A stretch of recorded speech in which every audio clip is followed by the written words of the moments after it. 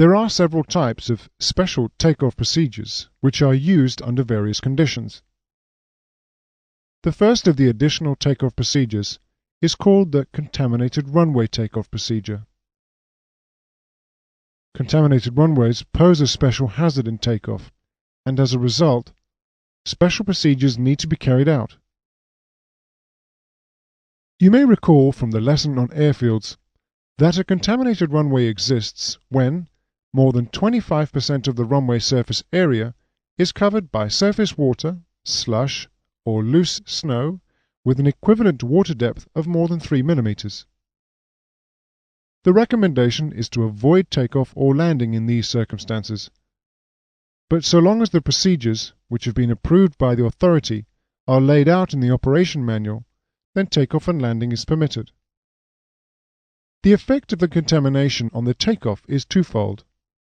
Firstly, due to the extra wheel drag and impingement drag, the takeoff distance increases, and secondly, because of the low wheel friction, the accelerate-stop distance increases. However, notice that the accelerate-stop distance increases by more than the takeoff distance increases. The solution to this problem is to reduce V1 and reduce aeroplane mass. Detailed on page 24 of section 4 on CAP 698 is the contaminated runway takeoff procedure. The top of the page states the procedure cannot be carried out when reduced thrust is used or when the depth of contamination exceeds 13 millimeters. The rest of the page describes in detail the methodology of the procedure and gives an example which you may want to work through in your own time. Turning the page to page 25, you can see the calculation tables for 2 mm contamination, and on page 26 for 6 mm contamination, and lastly on page 27 for 13 mm contamination.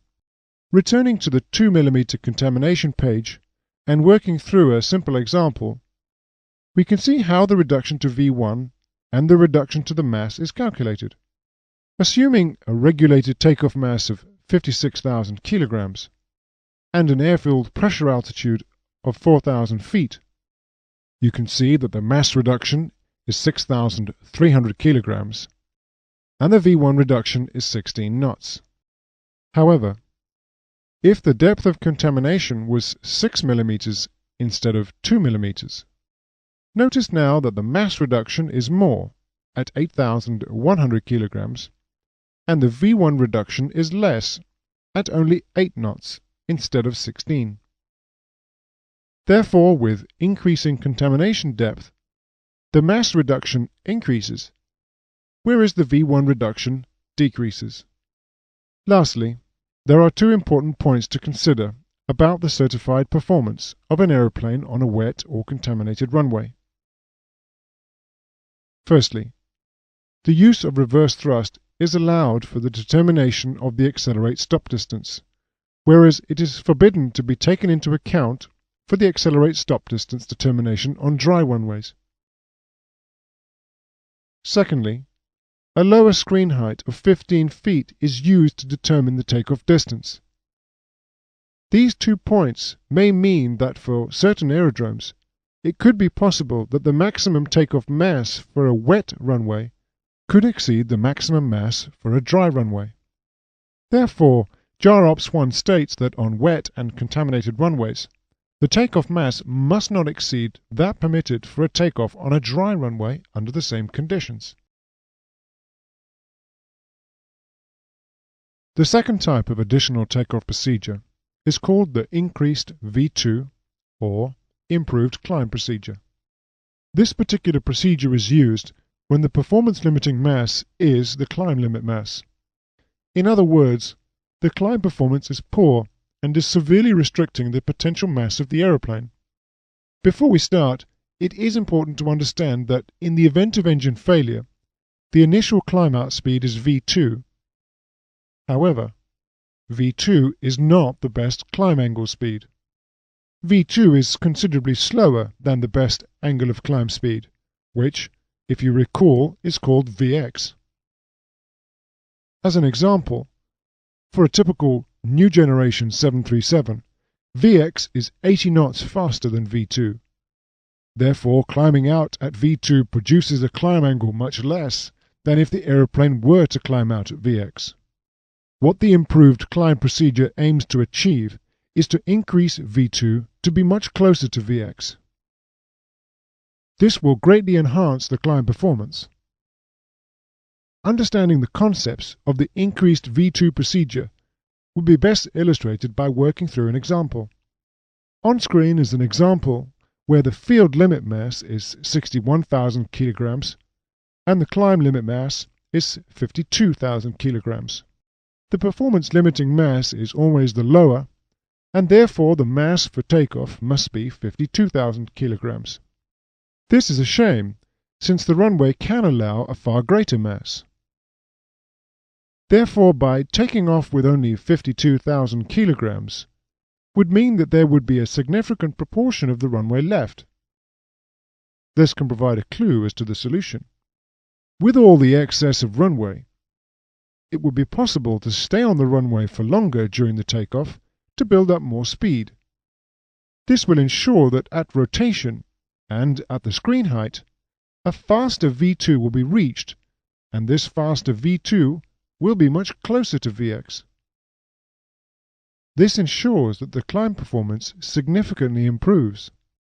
As a result of the improved climb performance, the climb limit mass can increase, which would increase the performance limited takeoff mass and provide an improved regulated takeoff mass. The information at the top of page 28 of section 4 introduces the concept of the procedure very well. So, use this introduction in the exam if you are unsure of what the procedure entails. Below the introduction is the detailed methodology of the procedure itself. Part of the calculation for the increased V2 procedure uses the graphs which are shown on the following 2 pages.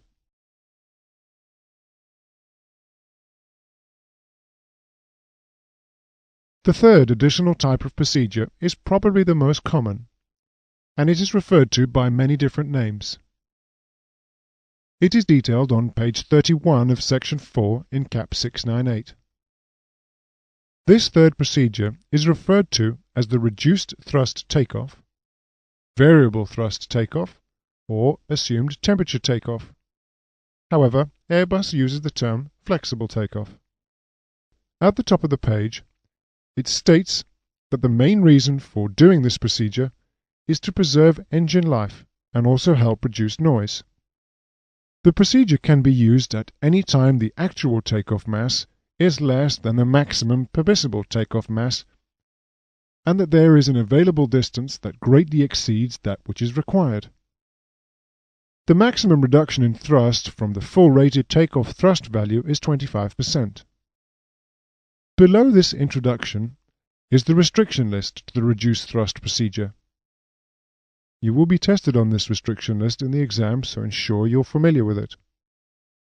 Although not strictly part of the list, it would be unwise to carry out a reduced thrust takeoff with wind shear conditions, either forecast or present, because when an aircraft is struck by wind shear, full power is usually needed and fairly rapidly. Towards the bottom of the page is the instruction on how to calculate the reduced thrust takeoff procedure. Essentially, this procedure involves pretending or assuming that the temperature is a lot hotter than it actually is. Imagine for the moment that the outside air temperature was continually increasing, and as a result the thrust produced by the engines continually decreasing. There will eventually be a temperature beyond which there is insufficient thrust to complete a takeoff. This temperature is then used as the assumed temperature, and the thrust equating to this temperature is then set as the takeoff thrust.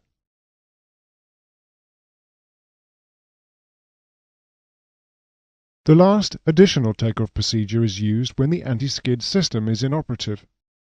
You may think that this is not important for takeoff, but bear in mind Class A aeroplanes have to demonstrate that in the event of engine failure, the aeroplane is able to stop within the confines of the runway. Therefore, the accelerate stop distance required must be less or equal to the field available as shown. If the anti-skid system doesn't work, then the stopping ability will be severely reduced and will cause the accelerate stop distance to increase dramatically. To solve the problem, V1 is reduced. You may recall that reducing V1 decreases the accelerate stop distance, but the side effect is that it increases the takeoff distance. To resolve this, the mass of the aeroplane is reduced, which will decrease both the accelerate stop distance and the takeoff distance required, so that they will now remain within the available field lengths. In summary then, with the anti-skid system inoperative, V1 and aeroplane mass must be decreased. The anti-skid inoperative procedure is detailed on page 34 of section 4 in CAP 698. At the top of the page is a very clear introduction to the procedure, and below this is the method for calculating the mass and V1 reduction.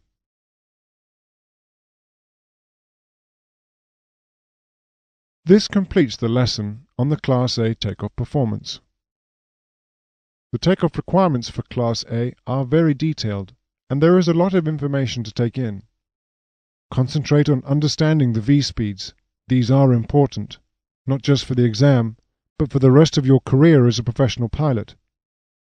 Misunderstanding them and miscalculating them can have catastrophic effects on the aeroplane's performance. Be careful to correctly calculate these speeds, and just as important, insert them correctly into the flight management computer. There are tolerances in the system which will alert you if these speeds are not entered correctly, but these tolerances only highlight large abnormalities. Small ones will not be highlighted to the pilots. Concentrate as well on the limiting masses. Understand what they mean and how they are affected by the airplane configuration or environmental conditions. Most times, these masses will be worked out for you by the operator, and the masses will either be entered manually or electronically downloaded via the ACARS system into the flight management computer. Check these masses are within the limits of the airplane's performance. If you are unsure and uncertain about carrying out these procedures straight away when you start your first commercial flight, don't worry. You will have undergone a type rating course to fully understand the specific performance of the aeroplane you will fly before you take your first passengers. Therefore, some of the performance principles and performance procedures will be covered again at a later time.